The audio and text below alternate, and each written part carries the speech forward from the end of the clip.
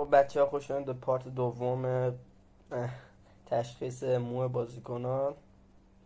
و همینجا خود پارت اول دیدید بعضی بازیکن هستن ما نشون میده و بعد ما بفهمیم که این بازیکن کدوم مدل مو داره.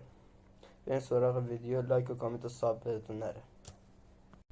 توی پارت اول 10 تا بازیکن به ما نشون داد و 7 تاش درست گفتیم، 3 تا غلط، باید 2 تا غلط داشته باشیم. داخل اینم باز 10 تا بهمون نشون میده. خب پارت اول کریستیانو رونالدو رو دیدیم و امیدوارم داخل پارت دوم حداقل مسی رو ببینیم. اگه نشد پارت سومش هم میگردن که حتما مسی رو ببینیم. اینم مثل پارت اول 10 تا میذاریم، اگه 8 تاشو باید درست بکنن، 2 تا غلط و باز مجازات جدید داره.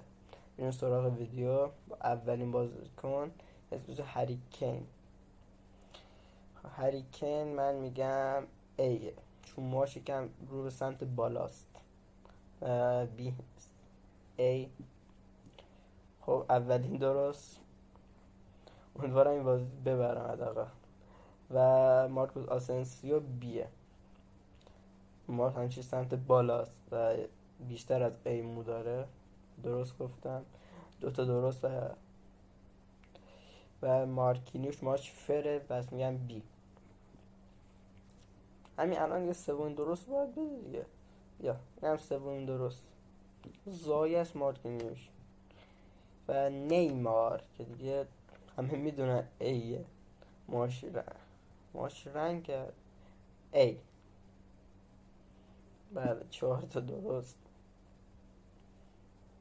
و ادن هازارد یه هازارد بی. این درست. بله 5 تا درست. امیدوارم این دست مجازات نشن.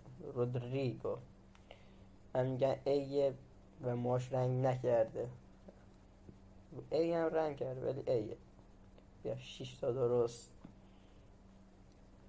و منفیس دپای استباز بیه که زایه است، ولی کچلشون هم خیلی قشنگ داره. داره که نه قیافه این کن. الان 7 تا درست گفتیم. کوین دی بروینه هم بیه. این 8مین درست هم میشه و ما این بار مجازات نمیشیم.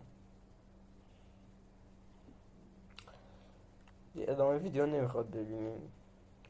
باید به 2 تا دیگه مونده، 2 تا هم ببینیم درست هستن یا نه. آنتونی هم بیه.